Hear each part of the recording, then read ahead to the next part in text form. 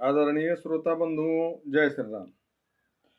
बंधुओं, आज का विषय होगा, जब हम सब ईश्वर के संतान हैं, ईश्वर हमारे माता पिता हैं, तो हमारे जीवन में कष्ट क्यों? बंधुओं, कुछ लोग का प्रश्न भी है कि हमारे माता पिता ईश्वर हैं और हम ईश्वर के संतान हैं, तो हमारे जीवन में कष्ट क्यों आता है? बंधुओं, विचार करने की बात है। देखते भी हैं आप सब, कभी कभी बच्चों को घाव हो जाता है, फोड़े हो जाते हैं शरीर में, बच्चा छूने नहीं देता है उसको, और माता पिता उसे डॉक्टर के पास ले जाते हैं और डॉक्टर के यहाँ ले जाके उसे पकड़ करके चीरा लगवा देते हैं, मतलब ऑपरेशन करवा देते हैं, और कलेजा को मजबूत करके बच्चा रोता रहता है, छटपटाता रहता है, और माँ दाबती रहती है उस घाव को। उसमें जितने पस होते हैं, जितने कचड़ा होते हैं, सब निकाल देती है दाब के माँ,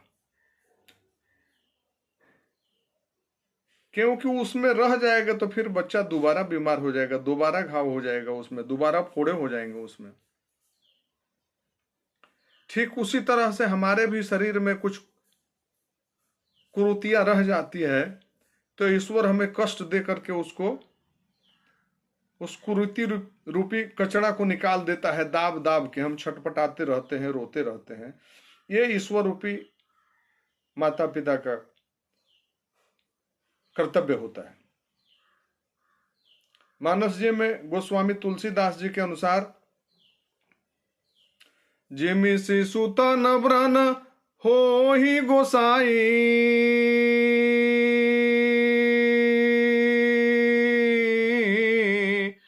मातु चिराई कठिन की नाई।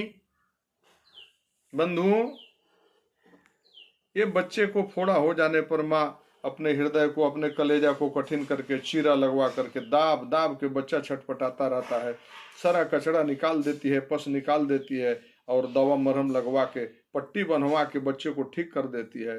ठीक उसी तरह से ईश्वर रूपी माता पिता हमारे शरीर में किसी तरह की फोड़े फुंसी हो जाते हैं, हृदय में, मन में किसी तरह के फोड़े फुंसी हो जाते हैं, तो उसे चीरा लगवा करके, दुख रूपी चीड़ा दे करके और दाब दाब के उसको निकलवा देते हैं। बंधुओं, आज के प्रसंग में इतना ही, बाकी का कल। जय श्री राम बंधुओं।